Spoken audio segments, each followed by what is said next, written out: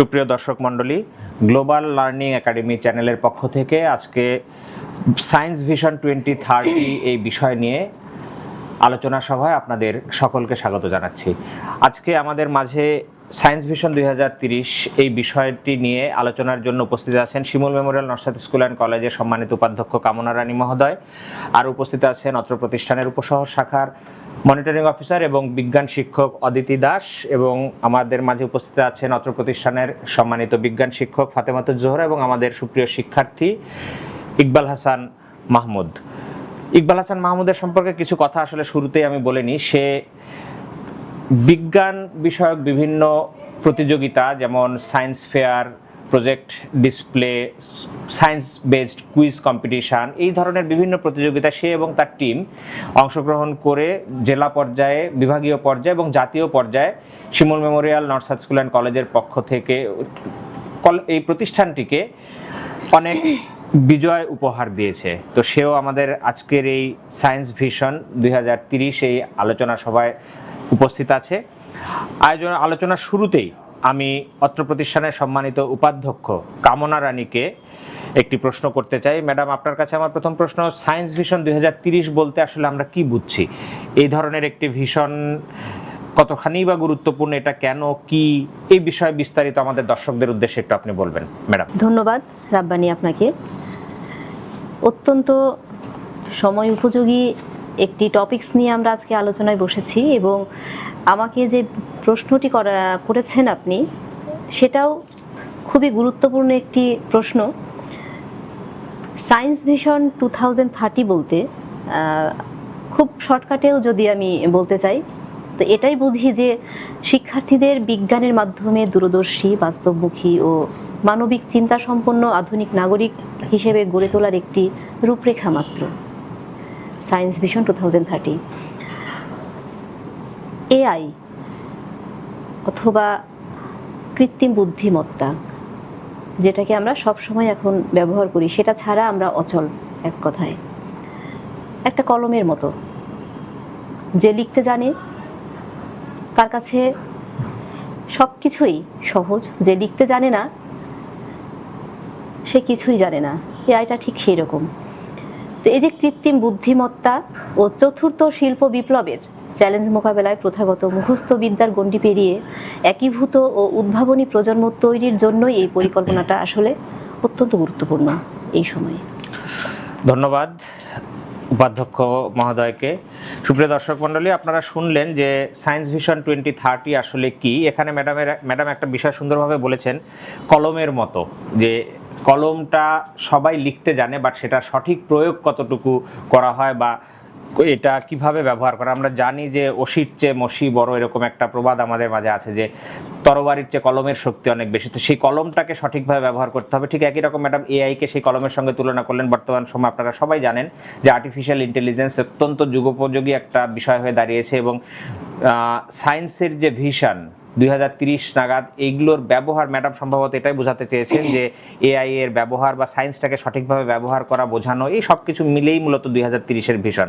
তো আমি আমার দ্বিতীয় আলোচক যিনি আছেন অদিতি দাস, উপশহর শাখার মনিটরিং অফিসার এবং বিজ্ঞান শিক্ষক, তার কাছে আমার প্রথম প্রশ্ন, আধুনিক বিজ্ঞান ও প্রযুক্তি নির্ভর শিক্ষায় আসলে গবেষণা এবং উদ্ভাবনের গুরুত্বটা কি? গবেষণা এবং উদ্ভাবনের দুটো বিষয় অত্যন্ত গুরুত্বপূর্ণ, এবং শিক্ষাক্ষেত্রের গুরুত্বটা কতটুকু? অদিতি দাস। ধন্যবাদ রাব্বানি স্যার, চমৎকার একটি প্রশ্ন। আধুনিক শিক্ষা ব্যবস্থা আসলে স্টেম নির্ভর শিক্ষা ব্যবস্থা, যেখানে সায়েন্স, টেকনোলজি, ইঞ্জিনিয়ারিং এবং ম্যাথমেটিক্স অত্যন্ত গুরুত্বপূর্ণ। এবং এই আধুনিক শিক্ষা ব্যবস্থায় একজন শিক্ষার্থীকে প্রশ্ন করতে জানতে হবে কেন একটি সমস্যা আসছে এবং কিভাবে সেটা সমাধান সম্ভব। এই জায়গা থেকে আসে গবেষণা নির্ভর শিক্ষা ব্যবস্থা। বর্তমান শিক্ষা ব্যবস্থায় গবেষণা যদি না থাকে, তাহলে একজন শিক্ষার্থী উদ্ভাবনী চিন্তা শক্তি সম্পন্ন হতে পারবে না। আমাদের যখন গবেষণা নির্ভর একটি শিক্ষা ব্যবস্থা আমরা প্রণয়ন করতে পারবো, তখন শিক্ষার্থী সৃজনশীলতা বৃদ্ধি পাবে, তার চিন্তা শক্তি বৃদ্ধি পাবে, একই সাথে সে কোনো একটা সমস্যা সমাধান করতে পারবে। Shimul Memorial North South School and College বর্তমানে স্টেম নির্ভর শিক্ষা ব্যবস্থার দিকেই যাচ্ছে, যা সামনে সায়েন্স ভিশন 2030-কে নিয়ে কাজ করছে। আমাদের জায়গাটা হচ্ছে শিক্ষার্থীদের একটা প্রশ্নের জায়গা তৈরি করা, এমন একটি বিজ্ঞানাগার তৈরি করা যেখানে শিক্ষার্থীরা গবেষণা করতে জানবে, এমন একটি অবস্থা তৈরি করা, যেমন বিভিন্ন বিজ্ঞান মেলা, আমরা বিভিন্ন অলিম্পিয়াডের ব্যবস্থা করি, যেখানে শিক্ষার্থীরা তাদের উদ্ভাবনী চিন্তা শক্তিকে বাস্তবমুখী প্রয়োগ ঘটিয়ে দেখাবে।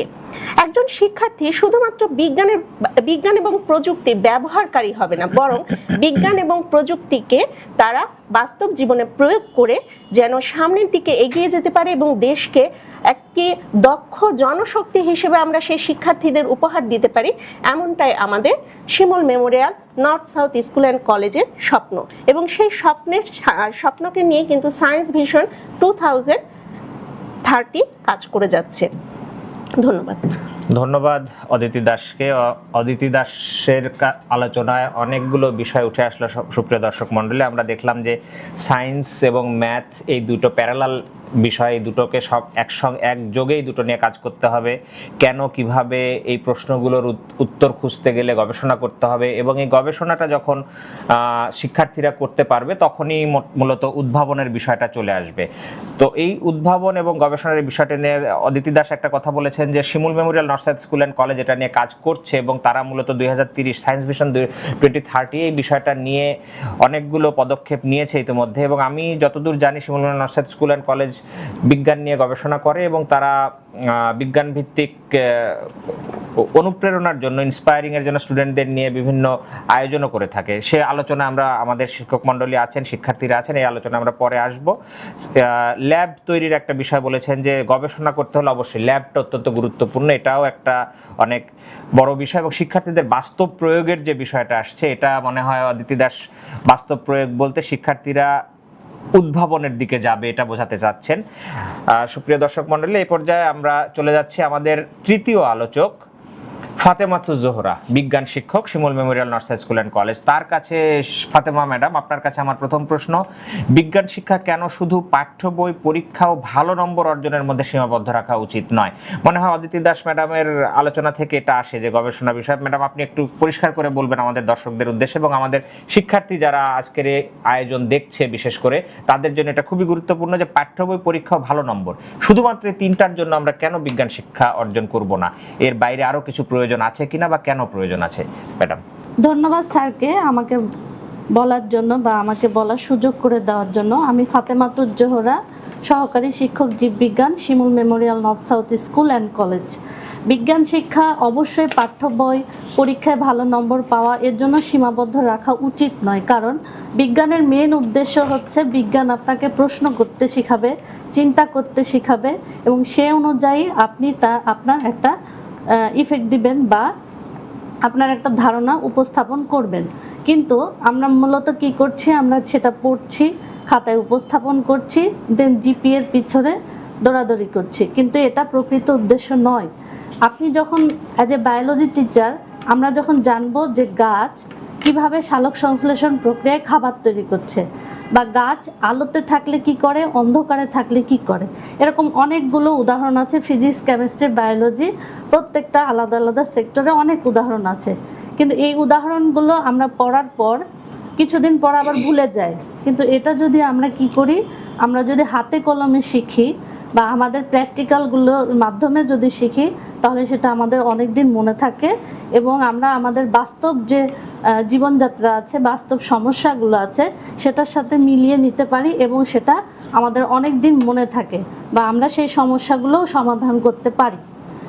বিজ্ঞানের আরও একটা বিষয় হচ্ছে, এখানে অনেকে বিষয় আছে যেগুলো আমরা হাতে কলমে শিখি। হাতে কলমে শিখতে গেলে কি হয়, বিজ্ঞানে আমরা অনেক ভুল শিখি বা ভুল কার্যক্রম করে ফেলি। কাজে এই ভুল করতে করতে আমরা অনেক সময় আবার নতুন নতুন উদ্ভাবনও করতে পারি। এটা একটা অনেক বড় সুবিধা এবং শিক্ষার্থীদের কি হয়, শিক্ষার্থীরা এখান থেকে চিন্তাশীল হতে পারে, তারা অধ্যাবসায়ী হতে পারে, কারণ তারা যখন একটা নতুন নতুন গবেষণা করতে যায় বা মনে করেন যে একটা লাংস কিভাবে সেটা কার্বন ডাইঅক্সাইড অক্সিজেন নিঃসরণ করছে, সেটা যদি সে হাতে কলমে করতে পারে তখন সে এটা সম্পর্কে জানতে পারবে, এখান থেকে যে রোগগুলো হয় সেই রোগগুলো সম্পর্কে জানতে পারবে এবং সে ঘরে বসে বা তার বাড়িতেও যদি রোগীগুলো থাকে তার ট্রিটমেন্ট নিজেও করতে পারবে। কাজে বিজ্ঞান শিক্ষা শুধুমাত্র পাঠ্য বইয়ে বা পরীক্ষায় ভালো রেজাল্ট করা নয়, বিজ্ঞান শিক্ষা অবশ্যই হাতে কলমে শেখার প্রয়োজনীয়তা আছে। ধন্যবাদ ফাতেমা ম্যাডামকে। ম্যাডাম যথার্থ বলেছেন যে প্রশ্ন করতে শেখাবে, বিজ্ঞান পড়ে প্রশ্ন করতে শিখতে হবে এবং সেই সাথে চিন্তা করতে শেখাবে বিজ্ঞান। প্র্যাকটিক্যাল যে কাজগুলো আছে, যেমন সালোক সংশ্লেষণের উদাহরণ দিলেন, বিজ্ঞানের বিভিন্ন শাখায় গবেষণার গুরুত্ব অনেক বেশি। আসলেই শুধুমাত্র পাঠ্য বই পড়ো, আমরা যে আমাদের একাডেমিক বিষয়গুলো হিসাবে কারিকুলামে বিজ্ঞান বিষয়টা অর্জন করা মানে ইনক্লুড করা হয়েছে, এটা কিন্তু মূল উদ্দেশ্য শুধু শিক্ষার্থীরা পড়বে নম্বর পাবে এমনটা নয়। বিজ্ঞান শিক্ষায় শিক্ষার্থীরা গবেষণামুখী হবে, মূলত এটাই মূল বিষয়। এবং আমরা দেখেছি সভ্যতা শুরু থেকে, সুপ্রিয় দর্শক মণ্ডলী, আপনারা কম বেশি আমরা সবাই জানি যে সভ্যতা শুরু থেকে আজ পর্যন্ত বিজ্ঞান নিয়ে বিভিন্ন গবেষণা চলে আসছে। সেই আমরা যদি সক্রেটিসের সময় যাই, গ্যালিলিও থেকে শুরু করে আরও আগে হাজার হাজার বছর আগে থেকেই বিজ্ঞান নিয়ে গবেষণা চলছে। সূর্য পৃথিবীর চারদিকে ঘুরে না, পৃথিবী সূর্যের চারদিকে ঘুরে, এটা নিয়ে বিস্তর আলোচনা হয়েছে, গবেষণা হয়েছে, প্রমাণ হয়েছে, অনেক বিজ্ঞানী জীবন দিয়েছেন। তো এই যে গবেষণা, বিজ্ঞান কিন্তু মানবতার জন্য, এই বিজ্ঞানের আবিষ্কারের বিষয়গুলো কিন্তু মানবতার জন্য। দেখেন আজকে মোবাইল ফোন আমরা আবিষ্কৃত হয়েছে, মোবাইল ফোনের কাজটা কি? মোবাইল ফোনতে আমরা খুব দ্রুত যোগাযোগ করতে পারছি, ইন্টারনেট আবিষ্কৃত হয়েছে, সব কিছুই কার্যকর ভূমিকা রাখছে আমাদের এই সভ্যতাকে আরও সামনের দিকে এগিয়ে নেওয়ার জন্য। তো এইরকম একটি ভিশন 2030, ভিশন 2030 সাল নাগাদ বিজ্ঞান গবেষণা কোথায় যেতে পারে এবং আমাদের উদ্দেশ্য কি, আমাদের লক্ষ্যটা কি, আমরা কোথায় যেতে চাই, কিভাবে যেতে চাই, আমাদের শিক্ষার্থীদেরকেই বা আমরা কতদূর নিয়ে যেতে চাই, এই সার্বিক বিষয় নিয়ে মূলত আমাদের আজকের আলোচনা বিষয়। এবং আমাদের মাঝে একজন শিক্ষার্থী আছেন, আমি শুরুতে আপনাদের তাকে পরিচয় করিয়ে দিয়েছিলাম যে তার অর্জন এবং প্রতিষ্ঠানের পক্ষ থেকে তাকে কিভাবে কি করা হয়েছে, বিস্তারিত বিষয়। ইকবাল হাসান মাহমুদ আমাদের একজন শিক্ষার্থী, বিজ্ঞান শিক্ষার্থী, সে গবেষকও বলা চলে, আমাদের ক্ষুদে বিজ্ঞানী। তো আজকে আমাদের আলোচনা সভায় উপস্থিত আছে সেই ক্ষুদে বিজ্ঞানী। তার কাছে আমার প্রথম প্রশ্ন যে তুমি সর্বপ্রথম যে সায়েন্স ফেয়ার, আমি আলোচনার মধ্যে একবার বলেছিলাম যে Shimul Memorial Nursery School and College বিভিন্ন আয়োজন করে থাকে শিক্ষার্থীদের নিয়ে, তার মধ্যে সায়েন্স ফেয়ার এটা একটা অনেক বড় আয়োজন এবং এটা বিভিন্ন প্রতিষ্ঠান আছে, বিজ্ঞান গবেষণাগার আছে, তারা আয়োজন করে থাকে। জেলা পর্যায়ে জেলা প্রশাসনের পক্ষ থেকে আয়োজন হয়, বিভাগীয় পর্যায়ে আয়োজন হয়, জাতীয় পর্যায়ে BCSIR এর মতো প্রতিষ্ঠানের পক্ষ থেকে আয়োজন করা হয়। তো এই ধরনের বিভিন্ন মেলায় সে অংশগ্রহণ করেছে। ইকবাল, তুমি প্রথম সায়েন্স ফেয়ার কবে থেকে শুরু করো? ধন্যবাদ স্যার। আমার প্রথম সায়েন্স ফেয়ার হয় মূলত Shimul Memorial North South School and কলেজের যে অন্ত স্কুল বিজ্ঞান ও প্রযুক্তি মেলা রয়েছে সেখানে অংশগ্রহণের মাধ্যমে 2019 সালে। আমি তখন ক্লাস 3-তে পড়তাম। সুপ্রিয় দর্শক, আপনারা শুনলেন Shimul Memorial North South School and College এই আয়োজন করে, ট্রিমেন্ডাস একটি সায়েন্স ফেয়ারের আয়োজন তারা করে থাকে। তো এই আয়োজনটার প্রথম ইকবাল যখন আয়োজন করে, ইকবাল এখন 10ম শ্রেণীতে পড়ে, সে এখন 10ম শ্রেণীর শিক্ষার্থী। Shimul Memorial North South School and কলেজের ছাত্র হিসাবে সে প্রথম বিজ্ঞান মেলা অংশগ্রহণ করেছিল, তুমি যখন 3য় শ্রেণীতে পড়ো। আপনারা একটু চিন্তা করবেন, আজ থেকে 7 বছর আগে 2019 সালে প্রথম সে বিজ্ঞান মেলায় অংশগ্রহণ করেছিল। এই 3য় শ্রেণীর একজন শিক্ষার্থীকে বিজ্ঞান গবেষণায় অন্তর্ভুক্ত করেছিল Shimul Memorial Nursery School and College. দর্শক মণ্ডলী, আপনারা বুঝতেই পারছেন এই প্রতিষ্ঠানটা বিজ্ঞানে কতটুকু গুরুত্ব দিয়ে থাকে। তো সেই জায়গা থেকে 3য় শ্রেণী থেকে যে শিক্ষার্থী বিজ্ঞান নিয়ে গবেষণা করছে, আমরা প্রত্যাশাই করতে পারি সে একাদশ, দ্বাদশ এবং স্নাতকোত্তর পর্যায়ে যখন যাবে তার গবেষণার পর্যায়টা কোথায় যাবে। এরকম সমস্ত প্রতিষ্ঠান যদি আয়োজনগুলো করে থাকে তাহলে আমাদের শিক্ষার্থীরা কিন্তু একটা পর্যায়ে একটা বিজ্ঞানী হিসেবে তৈরি হবে এবং দেশে উদ্ভাবনী যে চিন্তাধারা সেটাতে আমাদের শিক্ষার্থীরা অনেক দূরে এগিয়ে যাবে। ইকবাল, তোমার কাছে আমার দ্বিতীয় প্রশ্ন যে তোমার প্রথম বিজ্ঞান মেলার অভিজ্ঞতা তুমি একটু শেয়ার করবে। তুমি 3য় শ্রেণী থেকে বিজ্ঞান গবেষণা করছো, তখন বয়স সর্বোচ্চ 8 বছর হবে। এই 8 বছর বয়সে একজন শিক্ষার্থী বিজ্ঞান নিয়ে গবেষণা করছে। আমরা জানি রবীন্দ্রনাথ ঠাকুর তার প্রথম কবিতা 8 বছর বয়সে লিখেছিলেন। তো আমাদের শিক্ষার্থীরা 8 বছর বয়সে তারা বিজ্ঞান নিয়ে গবেষণা করছে, একটা প্রজেক্ট দাঁড় করিয়েছে, মানে সে গবেষণা করে সেই প্রজেক্টটা সামনে উপস্থাপন করেছে, প্রেজেন্টেশন দিতে হয়েছে, অনেক কিছু করতে হয়েছে। তোমার প্রথম মেলার অভিজ্ঞতাটা একটু আমাদের সঙ্গে, দর্শকদের সঙ্গে শেয়ার করবে।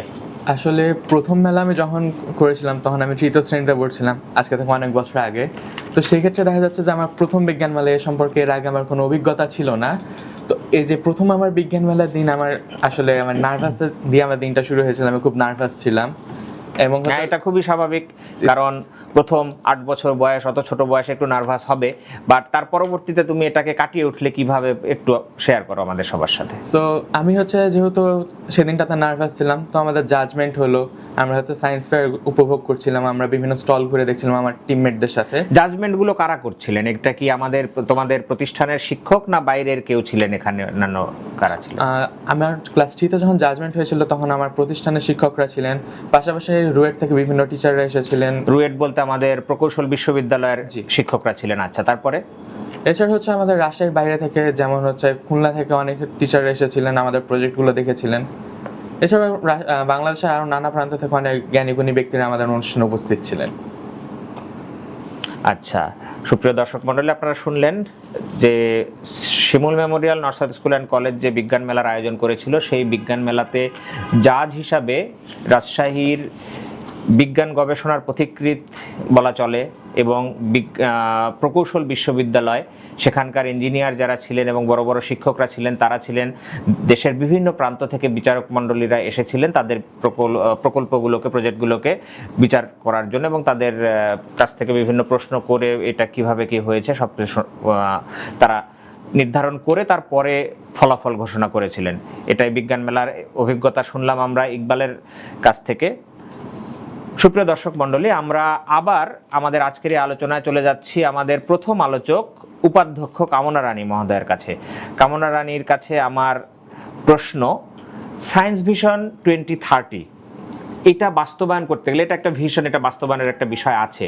তো এই বাস্তবায়নটা যখন আমরা করতে যাব তখন শিক্ষক, শিক্ষার্থী, অভিভাবক এবং নীতি নির্ধারক যারা আছেন, এটা আসলে প্রথম কাজটাই হচ্ছে নীতি নির্ধারকরা। তারা নীতি নির্ধারণ করে দিবেন, তারপর এটার বাস্তবায়ন করবে শিক্ষকরা, অভিভাবকরা, এবং সেটা বাস্তবায়নের উদ্দেশ্য হবে শিক্ষার্থীদের বিজ্ঞান ভিত্তিক গবেষণায় এগিয়ে নিয়ে আসা। তো এটা বাস্তবায়নের জন্য শিক্ষক, শিক্ষার্থী, অভিভাবক এবং নীতি নির্ধারকদের ভূমিকা কি হতে পারে? ম্যাডাম, আপনি একটু আমাদের দর্শকদের বলবেন যে ভূমিকাটা কি হতে পারে? চমৎকার একটি প্রশ্ন করেছেন রাব্বানি আপনি আমাকে। সায়েন্স ভিশন 2030 বাস্তবায়নে শিক্ষক, শিক্ষার্থী, অভিভাবক বা নীতি নির্ধারক আসলে এদের ভূমিকাটা কি? এদের ভূমিকাটা অত্যন্ত গুরুত্বপূর্ণ। প্রথমে যদি আমি বলি শিক্ষকের ভূমিকা,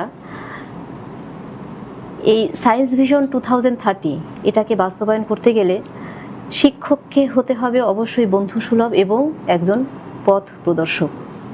শিক্ষক সামনের দিকে আমাদের শিক্ষার্থীদেরকে এগিয়ে নিয়ে যাবে, রাস্তা দেখিয়ে নিয়ে যাবে। এক কথায় একটা বাতির মতো। অন্ধকারে যখন আমরা পথ চলি তখন আমাদের সাথে শিক্ষার্থীরা আছে, তাদেরকে আমরা সুন্দরভাবে অন্ধকারে খুব খুব ক্ষীণ একটা বাতি ধরেও কিন্তু আমরা সামনের দিকে এগিয়ে যেতে পারি। শিক্ষক সেই রকমই একটা ভূমিকা পালন করে বা করতে হবে এটা এই সায়েন্স ভিশন 2030 বাস্তবায়ন করতে গেলে। এরপরে যদি আমি আসি শিক্ষার্থীর কথা যদি বলি, আসলে বিজ্ঞানের এই ভিশনটাকে, সায়েন্স ভিশনটাকে সামনের দিকে আমরা অনেক দূর এগিয়ে নিয়ে যেতে পারবো সেই সকল শিক্ষার্থীদেরকে সাথে নিয়ে, যেই সকল শিক্ষার্থীরা বিজ্ঞান মনস্ক, জানতে চায়, অনেক বেশি কৌতূহলী। আমাদের কিন্তু একটা ক্লাসে যখন 30টা-35টা স্টুডেন্টকে আমরা রাখি, প্রত্যেকটা শিক্ষার্থীর মধ্যে কিন্তু কৌতূহল জিনিসটা থাকে না। কৌতূহল জিনিসটা না থাকার পিছনে কিছুটা কারণ আমাদের অভিভাবক এবং কিছু পারিপার্শ্বিকতা। জিপিএ 5-এর পিছনে আমাদেরকে দৌড়াতে হয়, আমাদের অভিভাবকরা দৌড়ায়, ওইখানে সীমাবদ্ধ হয়ে যায় জানার আগ্রহটা। সিলেবাস আছে, সিলেবাস কমপ্লিট করতে হবে, এই কমপ্লিট করলে আমরা জিপিএ 5 পাবো, আমরা ভালো রেজাল্ট করব। এই যে এই বিষয়টা আমরা স্টুডেন্টদেরকে সীমাবদ্ধ করে দিচ্ছি, তাদের জানার আগ্রহটাকে কমিয়ে দিচ্ছি। তো এই জায়গাতে আমার শিক্ষার্থীদেরকে হতে হবে অবশ্যই উৎসুক হতে হবে, অবশ্যই কৌতূহলী হতে হবে। আমার শিক্ষার্থীদেরকে হয়ে উঠতে হবে এক একটা ছোট্ট ছোট্ট বিজ্ঞানী। তবেই এই ভিশনটাকে আমরা সামনের দিকে এগিয়ে নিয়ে যেতে পারবো। আর এরপরে যদি আমি আসি আমার অভিভাবক, নীতি নির্ধারক যারা, এদের মূল দায়িত্বটা হচ্ছে যে আমার একটা শিক্ষার্থীকে সামনের দিকে এগিয়ে যাওয়ার জন্য যে পরিবেশটা, এই পরিবেশটা তৈরি করে দিতে হবে। অর্থাৎ একটা ভীতিহীন, একটা সহায়ক একটা পরিবেশ তৈরি করে দিতে হবে। এই পরিবেশটা যদি আমরা দিতে পারি তাহলে সবার প্রচেষ্টায় এবং যৌথ সমন্বয়ে গড়ে উঠবে একটা বিজ্ঞান মনস্ক এবং স্বাবলম্বী নতুন বাংলাদেশ। ধন্যবাদ ম্যাডাম, অনেক সুন্দর একটা কথা বলেছেন যে পথ প্রদর্শক, শিক্ষকরা পথ প্রদর্শক। আসলে শিক্ষকদেরকেই হাল ধরতে হবে। নীতি নির্ধারকরা শুধু নীতি নির্ধারণ করেই তারা ছেড়ে দিবেন, কিন্তু এটা বাস্তবায়ন করতে হলে এটাকে পথ প্রদর্শক হিসেবে শিক্ষকদের এগিয়ে আসতে হবে।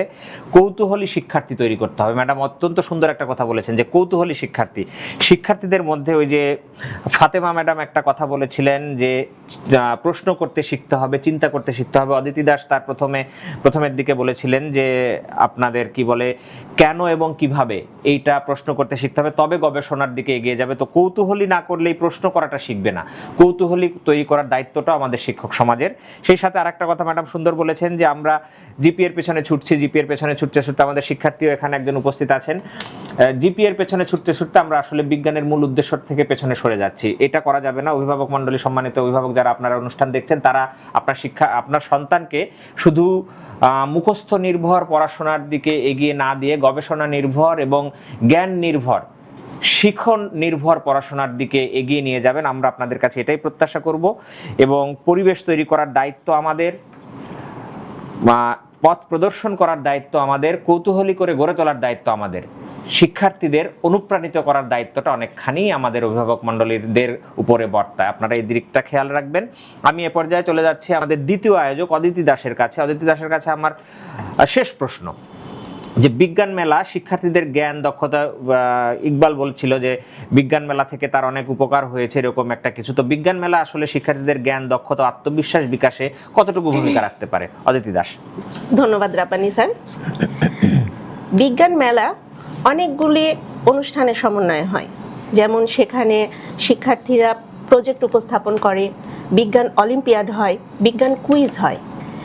লক্ষ্য করে দেখেন, একজন শিক্ষার্থী যখন প্রজেক্ট তৈরি করছে, সে তার বই থেকে উপলব্ধ জ্ঞানটাকে কাজে লাগিয়ে একটা প্রকল্প বাস্তবায়ন করার চিন্তা করছে, অর্থাৎ তার চিন্তা শক্তিকে সে বিকশিত করছে। একই সাথে যখন বিজ্ঞান অলিম্পিয়াডে অংশগ্রহণ করছে, তখন সে তার যে পাঠ্য বই অথবা পাঠ্য বইয়ের বাইরে থেকে সে যে বিজ্ঞান এবং প্রযুক্তি সংক্রান্ত জ্ঞান অর্জন করছে, সেটাকে সে কি করতে পারছে, আর 10 জনের সামনে উপস্থাপন করতে পারছে। এবং প্রতিযোগিতার মাধ্যমে সেখানে কিন্তু আমরা কি দক্ষ শিক্ষার্থীও তুলে নিয়ে আসতে পারছি, অর্থাৎ তার মেধার বিকাশ হচ্ছে। 3 নাম্বার, যখন আমার বিজ্ঞান কুইজের শিক্ষার্থীরা অংশগ্রহণ করছে, তখন তাৎক্ষণিকভাবে কিভাবে উত্তর দেওয়া যায়, অর্থাৎ বিভিন্ন প্রশ্নের উত্তর তাৎক্ষণিকভাবে দেওয়ার দক্ষতা কিন্তু তারা অর্জন করতে পারছে।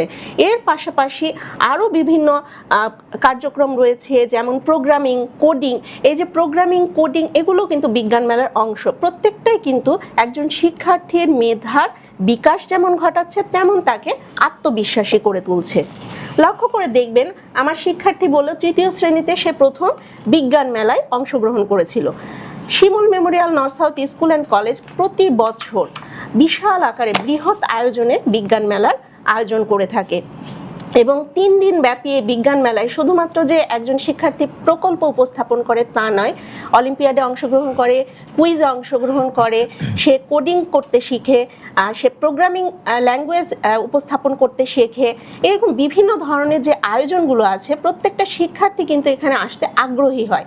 এখানে শুধুমাত্র যে যারা বিজ্ঞানকে ভালোবাসে তারাই যে আসছে তা না, আমার প্রতিষ্ঠানের সকল শিক্ষার্থী কোনো না কোনো ইভেন্টে অংশগ্রহণের মাধ্যমে তার মেধার বিকাশ ঘটাচ্ছে।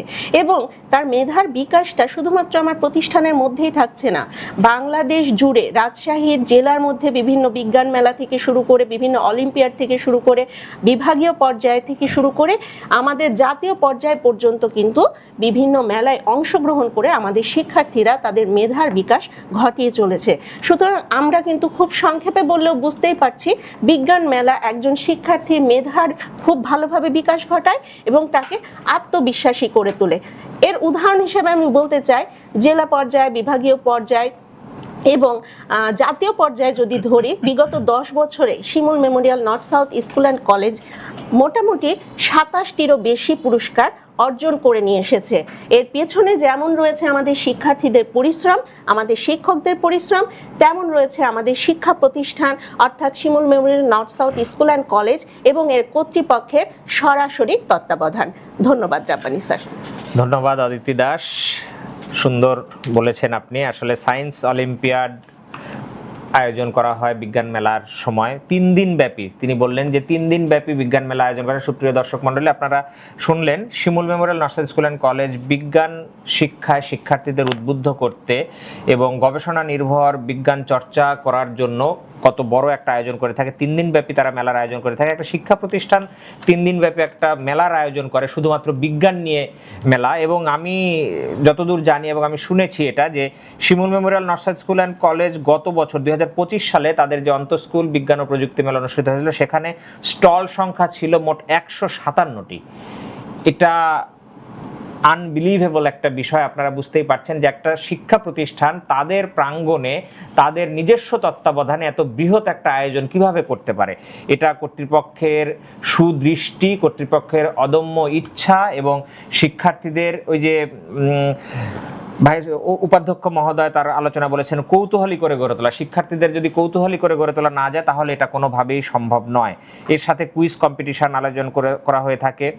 মোট কথা, শিক্ষার্থীদের সায়েন্স বেসড ডাইনামিক ভাবে তৈরি করতে যা যা প্রয়োজন প্রতিষ্ঠানটি তাই করে থাকে।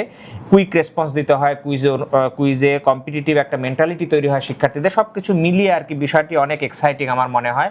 সম্মানিত অভিভাবক মণ্ডলী, আপনারা যারা এই প্রতিষ্ঠানের অভিভাবক তারা তো এটা দেখেনি, এর বাইরে যারা বাইরের অভিভাবক আছেন আপনারাও চাইলে এ ধরনের একটি আয়োজন এসে উপভোগ করতে পারেন এবং আপনার শিক্ষার্থী সন্তানকে অবশ্যই এইরকম একটি এনভায়রনমেন্টের মধ্যে যদি রাখেন তাহলে আমার মনে হয় আপনাদের খুব একটা ক্ষতিও হবে না। আশা করি আপনার সন্তান সুন্দরভাবে বিজ্ঞান চর্চার মধ্য দিয়ে সামনের দিকে এগিয়ে যাবে, তার ভবিষ্যৎটা গড়ে তুলতে পারবে। এটাই আসলে সায়েন্স ভিশন 2030 যে লক্ষ্য নিয়ে এই প্রতিষ্ঠানটি সামনের দিকে এগিয়ে যাচ্ছে। এর চেয়ে ভালো উদাহরণ মনে হয় আর কিছু হতে পারে না। আমার তৃতীয় আলোচক ফাতেমাতুজ জোহরা ম্যাডাম, আপনার কাছে আমার শেষ প্রশ্ন। সায়েন্স ভিশন 2030 বাস্তবায়নে প্রতিষ্ঠানের ভূমিকা কি এবং প্রতিষ্ঠানের আগামী দিনের পরিকল্পনা, আরো এই ভিশনটাকে বাস্তবায়নের জন্য আরো কি কি পরিকল্পনা হলে মনে হয় আপনার ভালো হয়? যেটা এখন হচ্ছে তো হচ্ছে, এর বাইরে আরো কি পরিকল্পনা প্রয়োজন? ধন্যবাদ স্যারকে আমাকে আরেকবার সুযোগ দেওয়ার জন্য। স্যার প্রশ্ন ছিল যে সায়েন্স যে 2030 যে বাস্তবায়নে আমাদের প্রতিষ্ঠান কি কি ভূমিকা পালন করতে পারে। সেই সাথে ম্যাডাম আরেকটি বিষয় ছিল যে আগামী দিনের পরিকল্পনা কি হওয়া উচিত শিক্ষা প্রতিষ্ঠানের। তো আমি বলবো যে as a teacher of Shimul Memorial North South School and College, এখানে আমাদের অলরেডি অনেক পরিকল্পনা বাস্তবায়িত হয়ে গিয়েছে। কারণ আমরা যেভাবে ক্লাস নিই, আমাদের ক্লাসে অলরেডি আমাদের যে প্রজেক্ট বেসড লার্নিং, তারপরে আমাদের বিজ্ঞান ক্লাব আছে, সেখানে আমাদের কুইজ হয়, বিজ্ঞান অলিম্পিয়াড হয়, বিজ্ঞান বিষয়ে বিভিন্ন ধরনের ফটোগ্রাফি আছে, দেয়ালিকা আছে, এগুলো অলরেডি আমাদের বিজ্ঞান মেলাতে হয় এবং আমাদের বাচ্চারা এগুলো তো অলরেডি অভ্যস্ত। আমাদের যে ক্লাসগুলো নিচ্ছি আমরা, সেখানে প্রত্যেক দিন আমাদের প্রজেক্ট বেসড লার্নিং থাকে। আমরা একটা করে প্রজেক্ট শো করে দিই, সেখানে বিভিন্ন পোস্টার পেপার থাকে, তারপরে তারা উপস্থাপন করে বা কুইজ আমরা নিজেরাই ধরি, তারা এভাবে উপস্থাপন করে, আমরা সেখানে তাদেরকে পুরস্কৃতও করি। তো আমার ক্ষেত্রে মনে হয় যে এখানে যদি আমরা আর কি কি করা যেতে পারে, সেখানে আমাদের দুই একটা জায়গায় একটু ল্যাকিংস আছে। সেখানে হচ্ছে আমাদের উন্নত গবেষণাগারটার একটা দরকার আছে। এটা আমাদের অলরেডি যেহেতু আছে, আরেকটু উন্নত দরকার। তারপর ফিজিক্স, কেমিস্ট্রি, বায়োলজির ক্ষেত্রে যে ব্যবহারিকগুলো হয়, সেখানে যে উপকরণ দরকার সেটা তো আছেই, সেটা আরও যে আর্টিফিশিয়াল ইন্টেলিজেন্সের কথা বলছি, তারপরে অত্যাধুনিক টুলসের কথা বলছি, সেটা আমাদের আরেকটু দরকার আছে। তারপর আমাদের যে প্রোগ্রামিংয়ের কথা বলছি, তারপরে কোডিংয়ের কথা বলছি, এগুলো আমাদের শিক্ষার্থীদেরকে আমরা সহজ সহজ প্রোগ্রামিং, সেন্সর, তারপরে যে রোবট বা রোবোটিক যে ফাংশন আছে, সেগুলো আমরা তাদেরকে নিরাপদ এবং নৈতিকভাবে শেখাতে চাচ্ছি। এর যে সাইড ইফেক্ট বলি বা ব্যাড ইফেক্ট বলি, সেটা থেকে তাদেরকে দূরে আসার জন্য আমাদেরকে শেখাতে হবে। ভালো দিকটা অবশ্যই তুলে ধরতে হবে এবং বিভিন্ন যে আমাদের পরীক্ষা হয় বা কুইজ হয়, তারপরে বিজ্ঞান ভিত্তিক যে চিত্রাঙ্কন, এটা একটা করা যেতে পারে। তারপরে বিজ্ঞান ভিত্তিক যে আমাদের ফটোগ্রাফি, এটা রাখতে পারি, দেয়ালিকা, এগুলো অলরেডি হচ্ছে। তো এগুলো নিয়ে যদি আমরা কাজ করি বা আগাতে পারি তাহলে ইনশাল্লাহ ভালো হবে। ধন্যবাদ ম্যাডাম, আপনি অনেক সুন্দর কিছু প্রস্তাব দিয়েছেন। আমি আপনার কথায় আসছি, তার আগে আমি আমাদের শিক্ষার্থী ইকবাল হাসান মাহমুদের কাছে চলে যাব। ইকবাল, তোমার কাছে আমার জানার যে জায়গা সেটা হচ্ছে যে তুমি অনেকগুলো বিজ্ঞান মেলায় অংশগ্রহণ করেছো এই যাবৎ পর্যন্ত, প্রায় 7 বছর ধরে এটার সঙ্গে আছো, এই বিষয়গুলো নিয়ে কাজ করছো। তোমার মতে একটি ভালো প্রজেক্টের, বিজ্ঞানের যে প্রজেক্টগুলো উপস্থাপনা, এটা শিক্ষার্থীদের উদ্দেশ্যেই, আমি আমাদের যে সমস্ত শিক্ষার্থী আজকে অনুষ্ঠানটি দেখছে তাদের উদ্দেশ্যে তুমি বলবে যে সবচেয়ে গুরুত্বপূর্ণ বৈশিষ্ট্য কী কী, একটা ভালো প্রজেক্ট হতে গেলে সেই প্রজেক্টের কী কী দিক থাকা উচিত, যেটা গবেষণায় কাজে লাগবে পরবর্তীতে এবং দেশের আর্থসামাজিক উন্নয়নে এটা ভূমিকা রাখতে পারবে, বলো। একটা ভালো প্রজেক্ট তৈরি করতে গেলে মূলত আমাদের বিভিন্ন বিষয় দিকে খেয়াল রাখা লাগবে। তার মধ্যে প্রথমত যেটাতে দিকে আমাদের খেয়াল রাখা লাগবে সেটা হলো বাস্তবায়ন যোগ্যতা। এখন দেখা যাচ্ছে আমরা একটা প্রজেক্ট তৈরি করছি, কিন্তু আসলে আমাদের ইকুইপমেন্ট নাই, আমাদের বর্তমানে আবিষ্কার হয়নি, বা কোনো বাস্তবসম্মত কোনো চিন্তা না। তো সেক্ষেত্রে প্রজেক্টগুলো বানালে কিন্তু আমাদের হবে না। আমাদের বাস্তবায়ন যে যোগ্যতা থাকা লাগবে, আমাদের দেশের অর্থনীতির দিকে খেয়াল রাখা লাগবে, আমার দেশের মানুষের আসলে কোনটা প্রয়োজন। এখন দেখা যাচ্ছে আমরা বরফে চলা একটা রোবট বানালাম আমার দেশের জন্য, কিন্তু আমার দেশে তো বরফই পড়ে না, তো আমি বরফে চলা রোবট দিয়ে আসলে করবো কি? সো এরকম বাস্তবসম্মত যে চিন্তাগুলো দরকার, আমাদের অর্থনীতির দিকে খেয়াল রাখা লাগবে, আমাদের মানুষের দিকে খেয়াল রাখা লাগবে, আমাদের জনগণ কি চায় সেদিকে খেয়াল রেখে মূলত আমাদের প্রজেক্ট তৈরি করতে হবে। ধন্যবাদ ইকবাল, ভালো বলেছো যে বাস্তবসম্মত প্রজেক্ট। তারপরে আরেকটা বিষয় তোমার কাছে আমার জানার ছিল যে নতুন যারা এই ধরনের বিজ্ঞান গবেষণায় যুক্ত হতে চাচ্ছে, বিজ্ঞানের প্রজেক্ট তৈরি করতে চাচ্ছে, এই বিষয়গুলো নিয়ে তাদের জন্য তোমার কোনো পরামর্শ আছে কি না? তোমার কাছে আমার শেষ বিষয় এটা জানার যে তোমার নতুন প্রজন্মের যারা আসবে, তুমি যেমন 3য় শ্রেণী থেকে শুরু করেছিলে, এরকম যারা নতুন প্রথমে একদম ইনিশিয়াল শুরু করছে বিজ্ঞান গবেষণা, তাদের জন্য তোমার পরামর্শ কি? তো একজন পথিকৃৎ হিসাবে বা তুমি একজন সিনিয়র হিসাবে তোমার জুনিয়রদের পরামর্শ কি? আসলে এখন যারা নতুন বিজ্ঞান মেলা করছে বা এই বিজ্ঞান মেলাতে ঢুকতে যাচ্ছে, তাদের জন্য আমার যে পরামর্শ থাকবে সেটা হলো আগে আমাদের আশপাশের যে প্রকৃতি রয়েছে সেগুলোকে অবজার্ভ করা। আমাদের যে বিভিন্ন জায়গাতে বিজ্ঞান মেলা হচ্ছে, যেমন BCSIR, রুয়েট, রাজশাহী কলেজ এবং আমাদের Shimul Memorial North South School and College, এখানে যে বিজ্ঞান মেলা হচ্ছে সেগুলোকে অবজার্ভ করা, আমরা কি বানাচ্ছি, আমাদের হাতে কি কি ইকুইপমেন্ট আছে, এগুলো নিয়ে কাজ করা। প্রথমে শুরুর দিকে আমাদের আসলে হচ্ছে ছোট ছোট জিনিস নিয়ে কাজ করা উচিত। একেবারে কখনো আমরা হচ্ছে বড় জিনিস নিয়ে কাজ করতে পারবো না। যেমন আমরা যদি এখন আর্ডিনো দিয়ে একটা রোবট বানাতে চাই, সেটা কিন্তু আমরা আসলে প্রোগ্রামিং এর যে বেসিক আছে সেটা না জানলে পারবো না। এবার প্রোগ্রামিং এর যখন আমরা বেসিকটা জেনে যাবো, তখন কিন্তু সাথে সাথে আমরা একটা রোবট বানাতে পারবো না। আমাদেরকে সেক্ষেত্রে আমাদের আর্ডিনো দিয়ে লাইট কন্ট্রোল করতে হবে, তারপর আমাদের বিভিন্ন স্পিকার রয়েছে, সেন্সর রয়েছে, এগুলো থেকে কিভাবে আমরা ডেটা ইনপুট নিব, আউটপুট নিব, সেগুলো আসলে হচ্ছে আমরা শেখার মাধ্যমেই আমরা আমাদের যে ভবিষ্যতে যে প্রজেক্টগুলো রয়েছে, একজন নতুন শিক্ষার্থী বা যারা নতুন বিজ্ঞান মেলাতে অংশগ্রহণ করছে তারা হচ্ছে ভবিষ্যতে উন্নতি করতে পারবে। ধন্যবাদ ইকবাল, অনেক সুন্দরভাবে বলেছো, পরামর্শ দিয়েছো। সুপ্রিয় দর্শক মণ্ডলী, আমরা আমাদের আয়োজনের একেবারেই শেষ পর্যায়ে চলে এসেছি। আমাদের মাঝে আজকে আলোচক হিসাবে উপস্থিত ছিলেন Shimul Memorial North South School and কলেজের 3জন শিক্ষক, 2জন শিক্ষক সরাসরি যারা ক্লাসের সঙ্গে জড়িত, এবং একজন প্রশাসনের একজন ছিলেন উপাধ্যক্ষ, এবং আমাদের একজন শিক্ষার্থী ছিল আমাদের এই আলোচনা সভায়। আপনারা দেখলেন যে সায়েন্স ভিশন 2030, 2030 সালের যে সায়েন্স ভিশন, এটা বাস্তবায়ন করতে গেলে আসলে আমাদের কোন কোন বিষয়টাকে গুরুত্ব দিতে হবে সেই বিষয় নিয়ে তারা খুব সুন্দরভাবে কথা বলেছেন। অদিতি দাস বলেছিলেন কেন এবং কিভাবে প্রশ্ন করা শিখতে হবে, গণিত এবং বিজ্ঞানকে মানে যুগপৎ সামনে এগিয়ে নিয়ে যেতে হবে, গবেষণা থেকেই উদ্ভাবন, তার কথায় উঠে এসেছিল ল্যাব তৈরির একটা গুরুত্ব, যেটা আমাদের ফাতেমা ম্যাডাম পরবর্তীতে একদম তার আলোচনার শেষ পর্যায়ে এসে তিনি বলেছেন যে উন্নত গবেষণাগার প্রতিষ্ঠানের ভূমিকার ক্ষেত্রে, মানে আগামী দিনের পরিকল্পনার ক্ষেত্রে তিনি বলেছিলেন যে উন্নত মানের একটা গবেষণাগার প্রয়োজন। এবং Shimul Memorial North School and College, ওনার কথা এটা উঠে এসেছে যে প্রজেক্ট বেসড লার্নিং আছে, এখানে সায়েন্স ক্লাব আছে। এটা অত্যন্ত গুরুত্বপূর্ণ একটা বিষয় যে শিক্ষার্থীদের বিজ্ঞান গবেষণা শুধু বছরে একবার বিজ্ঞান মেলা করে উদ্বুদ্ধ করা সম্ভব না, সেই জন্য প্রতিষ্ঠানটি একটা বিজ্ঞান ক্লাব প্রতিষ্ঠা করেছে, যেখানে প্রতিনিয়ত শিক্ষার্থীরা বিজ্ঞান নিয়ে শিখছে, বিজ্ঞান গবেষণায় উদ্বুদ্ধ হচ্ছে। সবচেয়ে গুরুত্বপূর্ণ যে জায়গাটা যে প্রতিষ্ঠানের পরিকল্পনা বা ভূমিকার ক্ষেত্রে উঠে এসে উন্নত গবেষণাগার, যে কোনো প্রতিষ্ঠানে শিক্ষার্থীদের বিজ্ঞান গবেষণা উদ্বুদ্ধ করতে উন্নত গবেষণাগারটা অত্যন্ত গুরুত্বপূর্ণ। ইকুইপমেন্ট না থাকলে, ইকবাল বলল যে ইকুইপমেন্ট না থাকলে এটা সম্ভব না। আসলে সবার আলোচনায় মূলত ভিশন 2030 বাস্তবায়ন কিভাবে সম্ভব একটা জায়গাতেই আমরা উঠে এসেছি যে প্র্যাকটিস এবং গবেষণার জন্য উন্নত গবেষণাগারের বিকল্প আসলে নাই। বিজ্ঞান ভিত্তিক চিত্রাঙ্কন প্রতিযোগিতা, ম্যাডাম অনেক ভালো একটা কথা বলেছিলেন, বিজ্ঞান ভিত্তিক চিত্রাঙ্কন এই সব কিছুই। আর ইকবাল তার কথা যেটা বললো অভিজ্ঞতা থেকে, সে বললো যে বাস্তবসম্মত প্রজেক্ট করতে হবে। হ্যাঁ, যে আমরা বরফে রোবট হাঁটানোর প্রজেক্ট যদি আমরা বাংলাদেশে করি এটা সম্ভব না। মরুভূমিতে পানি উৎপাদনের ব্যবস্থাও যদি আমরা করি এটাও বাংলাদেশের জন্য প্রযোজ্য না। বাংলাদেশের আর্থসামাজিক অবস্থায় এবং বাংলাদেশের অর্থনীতির দিকটা বিবেচনা করে প্রজেক্টগুলো হওয়া বাঞ্ছনীয়।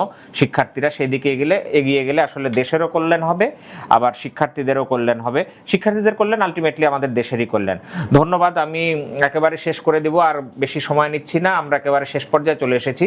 আমি আবারও আন্তরিকভাবে ধন্যবাদ জানাচ্ছি উপাধ্যক্ষ কামনা রানীকে, মনিটরিং অফিসার এবং বিজ্ঞান শিক্ষক অদিতি দাস, বিজ্ঞান শিক্ষক ফাতেমাতুজ জোহরা এবং আমাদের শিক্ষার্থী ইকবাল হাসান মাহমুদ, সকলকে আন্তরিকভাবে ধন্যবাদ জানাচ্ছি আমাদের আজকের এই আলোচনায় উপস্থিত থেকে আমাদের দর্শকদের অনেক গুরুত্বপূর্ণ কিছু তথ্য উপস্থাপনের জন্য। সুপ্রিয় দর্শক মণ্ডলী, আপনারা এতক্ষণ সায়েন্স ভিশন 2030 নিয়ে যে আলোচনা শুনলেন আমাদের গ্লোবাল লার্নিং একাডেমি চ্যানেলে। এই আয়োজনে আমাদের অভিজ্ঞ 3 জন শিক্ষক এবং একজন শিক্ষার্থী উপস্থিত ছিলেন। তারা তাদের বিভিন্ন বিষয়ে আলোচনা করেছেন এবং এই ভিশন 2030 বাস্তবায়নের জন্য বিভিন্ন মতামত, পরামর্শ এবং আলোচনা এখানে হয়েছে। দর্শক মণ্ডলী, আপনাদের কাছে আমার অনুরোধ যে এই ভিশন 2030 বাস্তবায়ন করতে হলে এর বাইরে, আলোচনা থেকে বিভিন্ন বিষয় উঠে এসেছে, এর বাইরে আর কি কি করা যেতে পারে আমাদের দেশকে বিজ্ঞানে আরো বেশি উন্নত করতে এবং বিজ্ঞান চর্চায় আমাদের শিক্ষার্থীদের উদ্বুদ্ধ করতে আমাদের আর কি কি করা উচিত, শিক্ষা প্রতিষ্ঠানের কি পদক্ষেপ নেওয়া উচিত, অভিভাবকদের কি করা উচিত। তো আপনারা এই বিষয়ে আমাদের কমেন্ট বক্সে কমেন্ট করবেন এবং অবশ্যই গ্লোবাল লার্নিং একাডেমি চ্যানেল এটা একেবারেই তাদের কার্যক্রম শুরু করছে। তো একটা শিক্ষামূলক একটা চ্যানেল এটা মূলত, এবং এটা শিক্ষার্থীদের এবং অভিভাবক মণ্ডলী আপনাদেরও অনেক উপকারে আসবে বলে আমি আশা করি। তো এই চ্যানেলটাকে আরও সামনের দিকে এগিয়ে নিয়ে যেতে এবং এই ধরনের প্রোগ্রাম ঘন ঘন আয়োজন করতে এবং আরও বেশি আয়োজন করার জন্য আপনাদের লাইক, কমেন্ট এবং শেয়ার আমাদের অত্যন্ত প্রয়োজন। আপনারা অনুগ্রহপূর্বক এই চ্যানেলটিকে সাবস্ক্রাইব করবেন এবং কমেন্ট বক্সে কমেন্ট করবেন, আপনাদের পরামর্শ দিবেন, চ্যানেলের বিষয়ে পরামর্শ দিবেন এবং আজকের এই আয়োজনে বিষয় সায়েন্স 2030 বাস্তবায়নের জন্য আরও কী কী পদক্ষেপ নেওয়া উচিত সার্বিক বিষয়ে আপনারা পরামর্শ দিবেন বলে আমরা আশা করছি। সেই সাথে আপনাদেরকেও ধন্যবাদ জানাচ্ছি, এতক্ষণ সময় করে আপনারা আমাদের এই আয়োজনটি দেখেছেন, আমাদের সঙ্গেই ছিলেন। ধন্যবাদ সকলকে এবং সেই সাথে সকলকে আলোচক সকলকে আন্তরিকভাবে ধন্যবাদ জানাচ্ছি। এবং এই চ্যানেলের পৃষ্ঠপোষক যিনি আছেন, Shimul Memorial North South School and কলেজের সম্মানিত চেয়ারম্যান এবং প্রতিষ্ঠাতা চেয়ারম্যান এবং managing director Rotarian M.A. Mannan Khan, তাকেও ধন্যবাদ জানাচ্ছি যে শিক্ষা বান্ধব একটি চ্যানেল, এরকম একটি চ্যানেল আমি প্রথম রাজশাহীতে অন্তত এটা প্রথম চালু হচ্ছে, এরকম একটি চ্যানেল চালু করার জন্য এবং এ ধরনের আয়োজন করার জন্য স্যারকে আন্তরিকভাবে ধন্যবাদ জানাচ্ছি। সম্মানিত দর্শক মণ্ডলী, আমি আজকের এই আয়োজন এখানেই শেষ করছি। আপনাদের সকলকে ধন্যবাদ। ভালো থাকবেন, সুস্থ থাকবেন, গ্লোবাল লার্নিং একাডেমি চ্যানেলের সঙ্গেই থাকবেন। ধন্যবাদ।